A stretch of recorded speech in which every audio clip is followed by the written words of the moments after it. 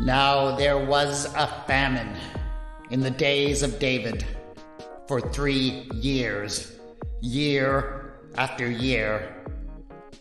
And David inquired of the Lord. The Lord said, "There is blood guilt on Saul and on his house, because he put the Gibeonites to death." The king took the 2 sons of Rizpah, daughter of Aiah, whom she bore to Saul, Armoni and Mephibosheth, and the 5 sons of Merab, daughter of Saul, whom she bore to Adriel. He gave them into the hands of the Gibeonites, and they impaled them on the mountain before the Lord. The 7 of them perished together. They were put to death in the first days of harvest, at the beginning of barley harvest. Then Rizpah, the daughter of Aiah, took sackcloth and spread it on a rock for herself. From the beginning of harvest until rain fell on them from the heavens, she did not allow the birds of the air to come on the bodies by day, or the wild animals by night. Rizpah is an amazing biblical figure, and one, I'm afraid, who is often forgotten. I told the beginning of her story in my previous episode, and if you listen to that one, you know that this poor woman had already suffered more than a lifetime's worth of pain and sorrow. And yet now, we see that things can get, so much worse. Like many of the other stories that focus on David, and especially on his coming to power, this story tries to do its very best to present David and his actions in the most positive light possible. But someone like Rizpah would definitely have seen his actions with a much dimmer view, even as she did her very best to persuade him to act differently.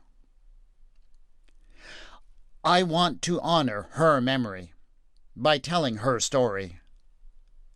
But that story comes with a few program notes.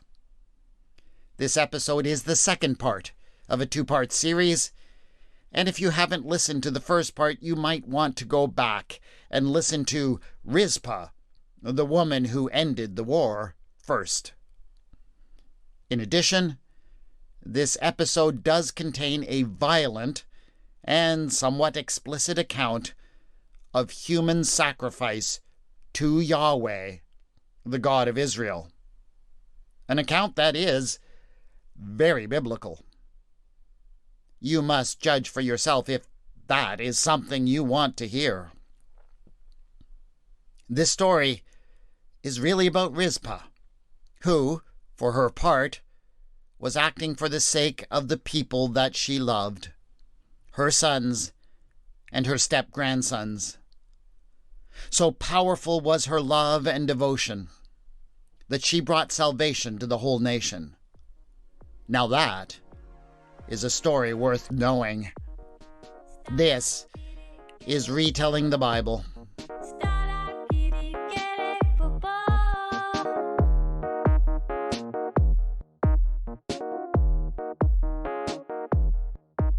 Episode 7.3, Rizpah, the woman who ended the famine.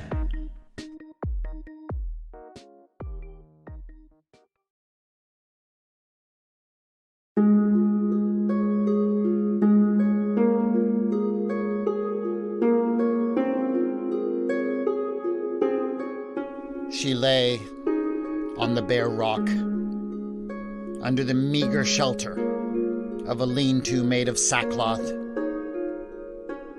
Despite her discomfort, she fought against the drowsiness, against the weight that seemed to pull her eyelids closed.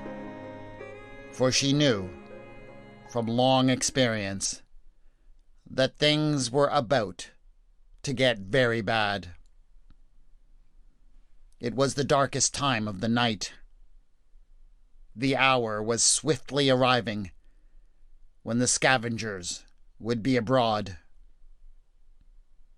It was bad enough when, during the daylight hours, the carrion birds came, but at least they generally came one or two at a time, and they did not attack her when she sought to chase them away.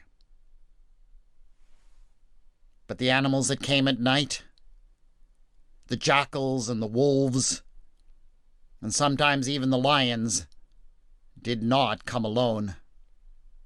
They came in packs, and they knew how to deal with opposition.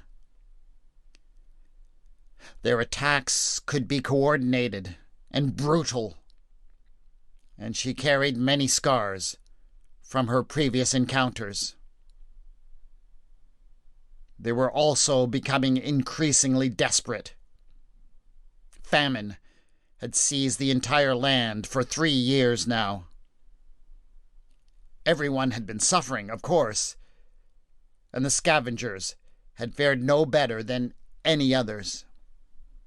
They were lean and hungry, and so it was far from easy to scare them away from what looked to them to be a very easy meal.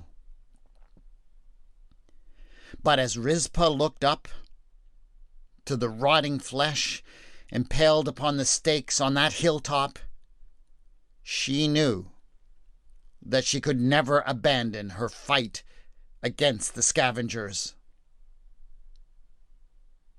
The flesh was barely recognizable by now, but when she looked at them with the eyes of a mother and a step-grandmother, their identities were still unmistakable. The two closest to her were her beloved sons. Spread out behind them on 5 stakes were the sons of her husband's daughter. She had known and loved each of them. She knew that she could not abandon them now. She heard the high-pitched screams of the jackals in the distance and felt a familiar chill pass over her.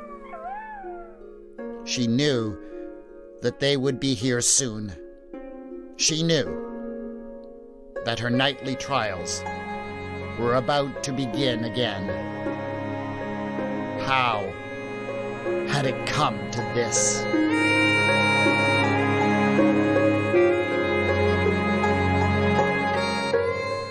The war between the house of David and the house of Saul was over.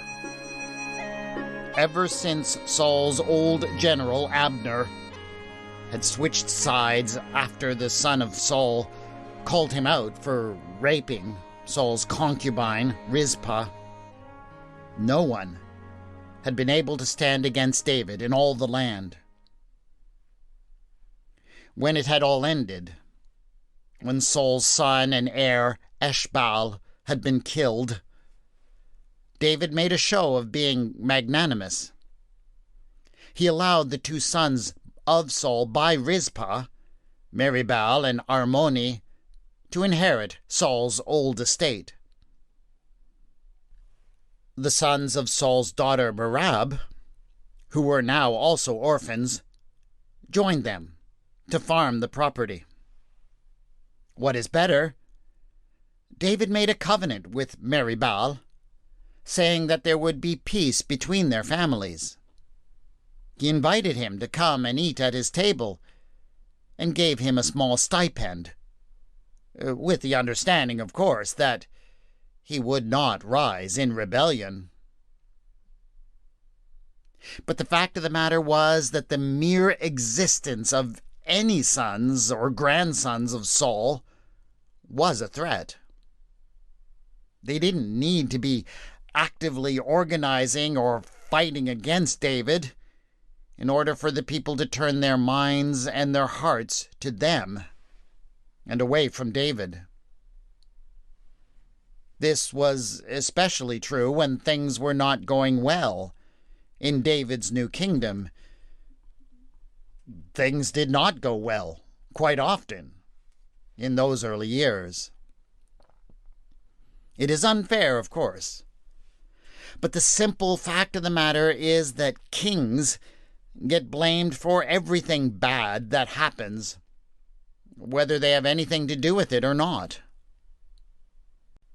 When the famine began, people didn't necessarily make the connection to the lack of rains or the failure of certain key crops. They looked to David with the expectation that he could manufacture food out of the dry air. So, of course, people grumbled and they complained, and they spoke longingly of the days of Saul, when there had always seemed to be enough grain. They also began to wonder what had ever happened to those handsome sons and grandsons of Saul. And so it seemed that even if the house of Saul was not in active opposition, they were still a threat to David.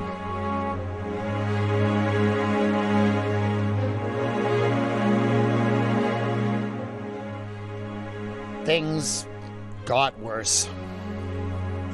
People can usually manage one bad year, but when the crisis goes on for 2 years, and even 3, they start to look around for someone to blame.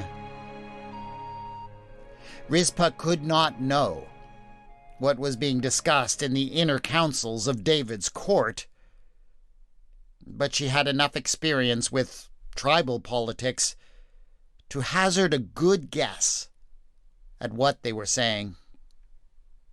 In fact, she was pretty sure it went exactly like this.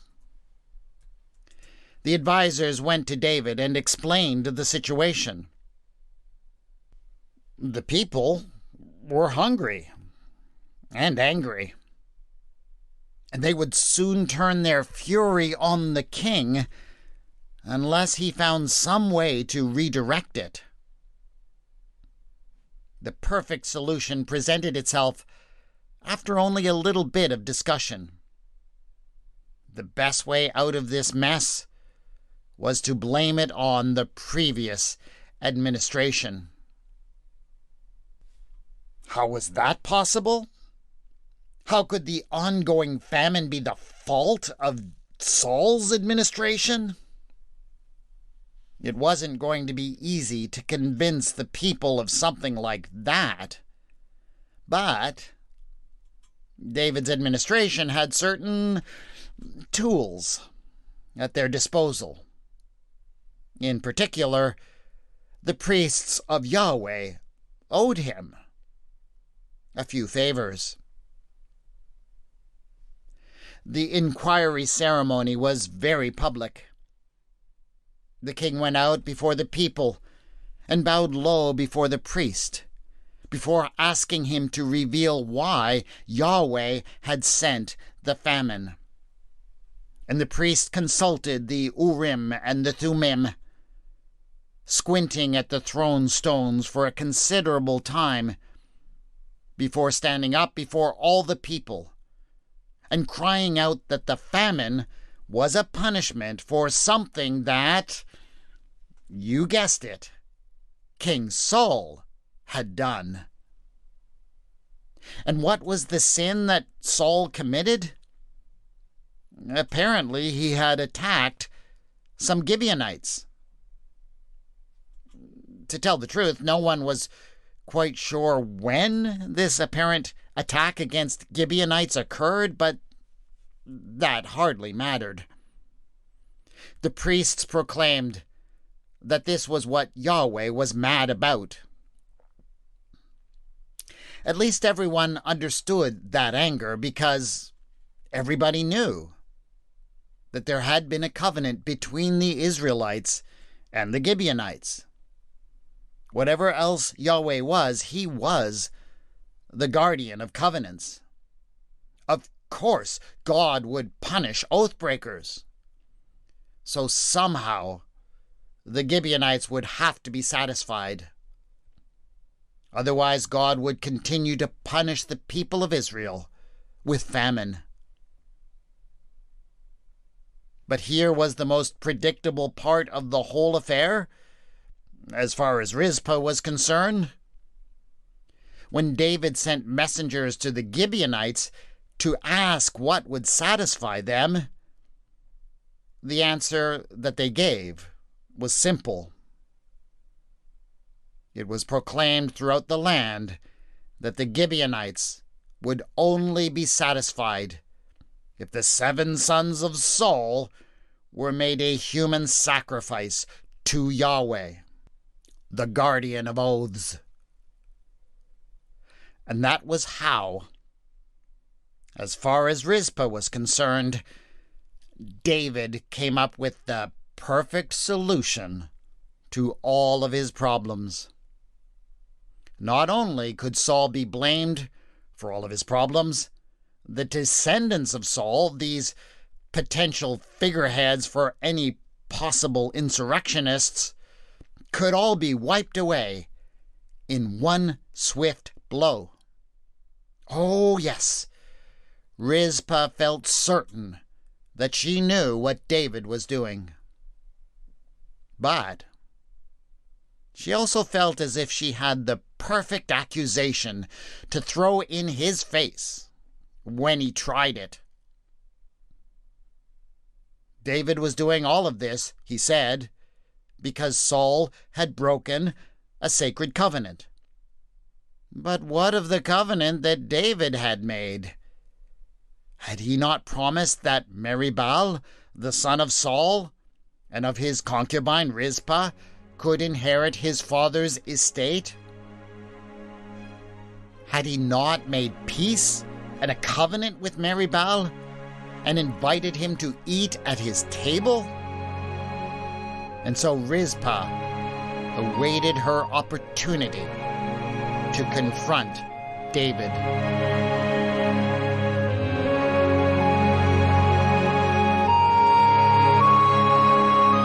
She did not need to wait long. Within a matter of days, David and several members of his war band showed up outside of the compound. David's war leader, Joab, called out the command in the name of Yahweh that the sons of Saul must be surrendered. But it was Rizpah who came out first. Did David even know who she was?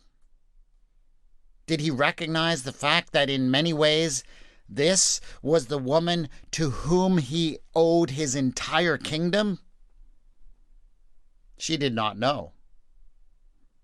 She did not really care. She called out her accusation, actually daring to tell David to his face that he was breaking the covenant that he had made with her son, Meribal. She reminded him that his God, Yahweh, would not fail to punish any such oath breakers. When she said that, she could have sworn that, for a moment at least, she saw a look of pure terror cross his face. But then that was quickly replaced with what Rizpah was certain was a false look of puzzlement. She belatedly remembered that David had a famous reputation for being a good play actor. Had he not once pretended to be a madman among the Philistines for weeks on end? Surely he could easily mimic puzzlement. "I am sorry, my dear lady," David said to her, "but I am afraid that you are mistaken. Yes, it is true that I made a covenant with Meribal, but not the one who is your son. There is another, the son of my old friend Jonathan, son of Saul. He is the Merry-Baal who is my covenant partner, but this one has no such protection."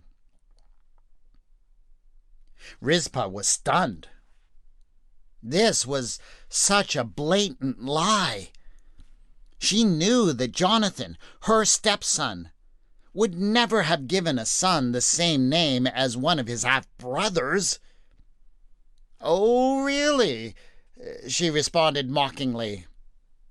"So how is it that no one in the family, indeed, no one in all the tribe, has ever heard of this other Merry-Baal?" "He was very young when Jonathan was killed," replied David. "He was just a child, and today he is a cripple, so he doesn't really get out in public. I'm not surprised if you haven't heard of him, but he is the one that I made a covenant with." Rizpah would never forget the triumphant look on David's face as he ordered that all of the young men in her family be rounded up and taken away.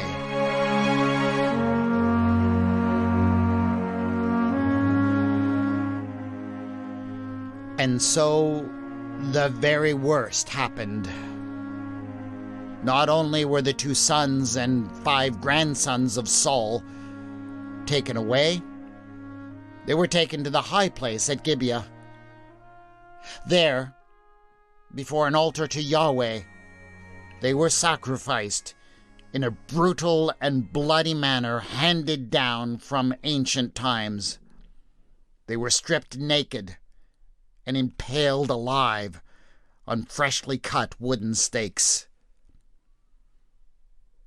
This was no simple act of justice. This was not payback to the Gibeonites for something that Saul had done. This was a religious act, a sacrifice to placate the angry God, Yahweh, so that he might end the famine. It was a sacrifice Rizpah and many others suspected that David hoped would turn away God's wrath against him for all of his failings. And so it was a very public ceremony, with the priests presiding. And Rizpah came too. She forced herself to watch. She would not turn her eyes away. She would not deafen her ears to the screams of pain as these beloved young men cried out in their agony. She wanted the memory seared into her mind. She never wanted to forget what David had done.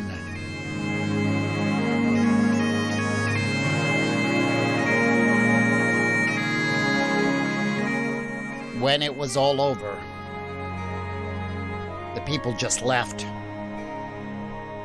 Rizpah could not help but notice how none of them would even look at her as they shuffled awkwardly away, especially those who were closest to the king. But even as they left, she was confronted with a growing realization. Nobody was going to do anything with the bodies. They were just going to leave them there as a grisly offering to the gods and to the scavengers. They weren't even going to give them a decent burial.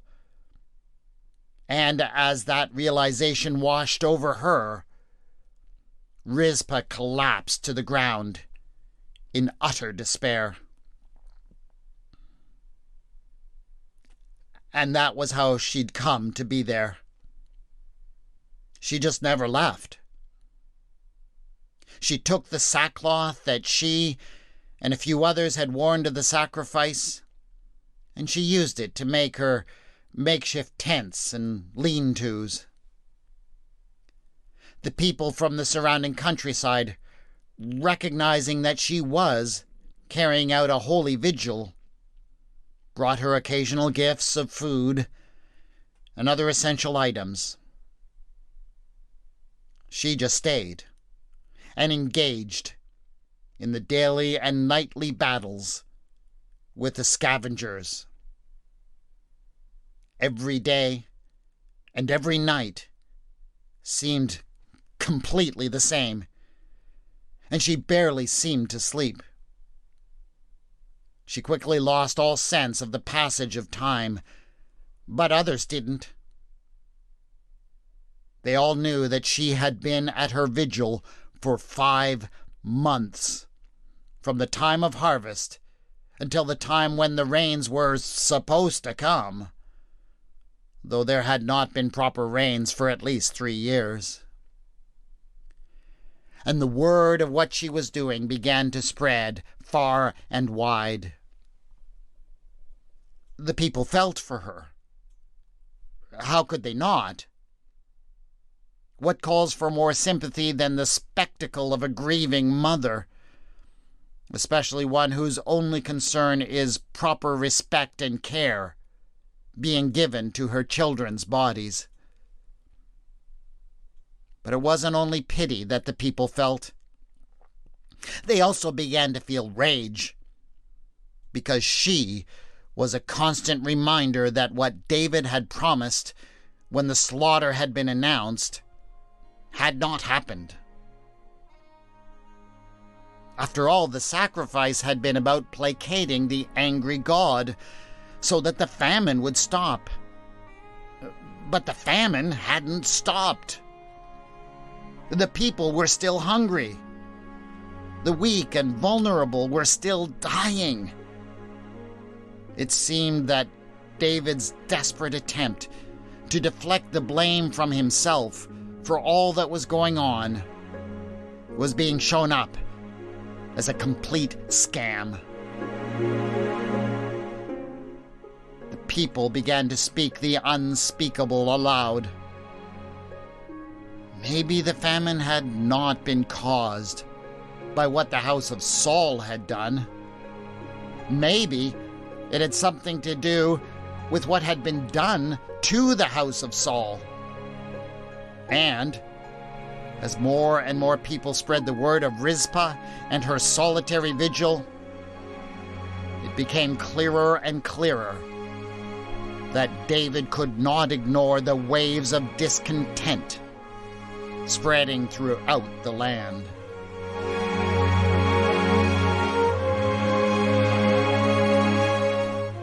David decided that he had no other option. He went to the people of Jabesh Gilead, who still possessed the bones of Saul and of his son Jonathan.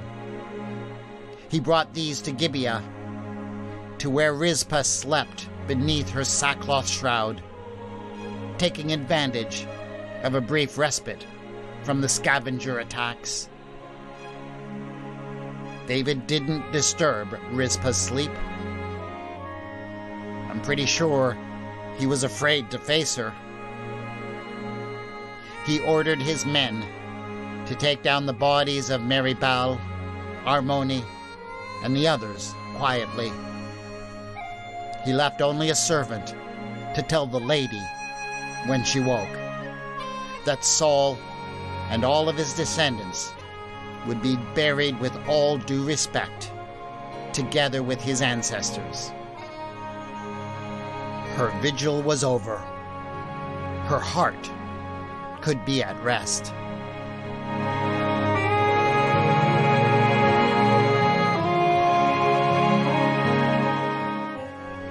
That was the closest thing to an apology that Rizpah got from David. But she noted something, and she was not the only one. It was only after the bones of Saul's family had been returned to his ancestors that the rains finally came, and the famine truly ended. As the tales of these troubling days spread far and wide throughout the land, the way the story was told, it seemed that not many were inclined to give the credit for the end of the famine to David. Even more important, There were not many who would soon forget Rizpah and the story of her devotion to the children and grandchildren she loved. In the hearts of many, yes, she was the one who ended the famine.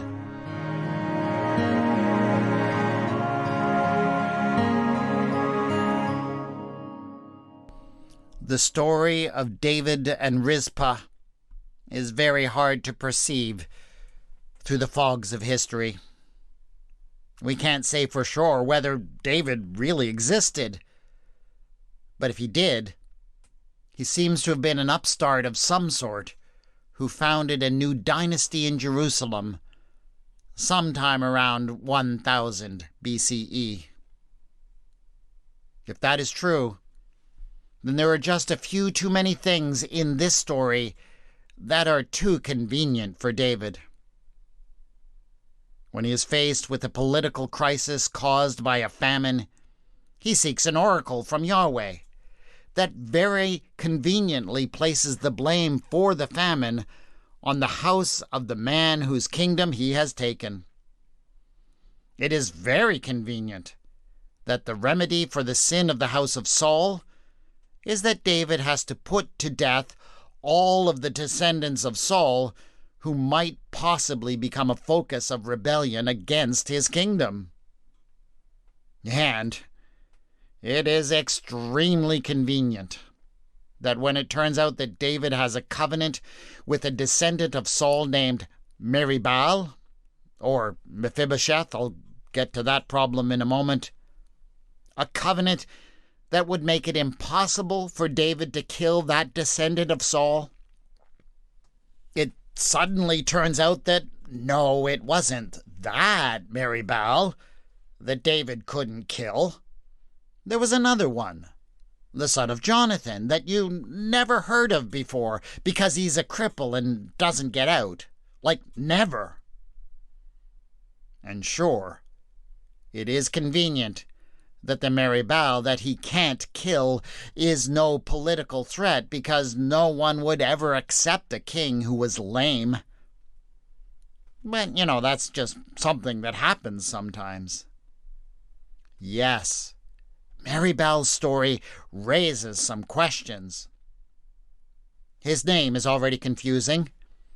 He is called Mephibosheth in the book of Samuel, but Meribal in the book of Chronicles. I explained why I went with Meribal in the last episode. But even more confounding, there appears to be two Meribals. One son of Saul by Rizpah, and the other the son of Jonathan, son of Saul.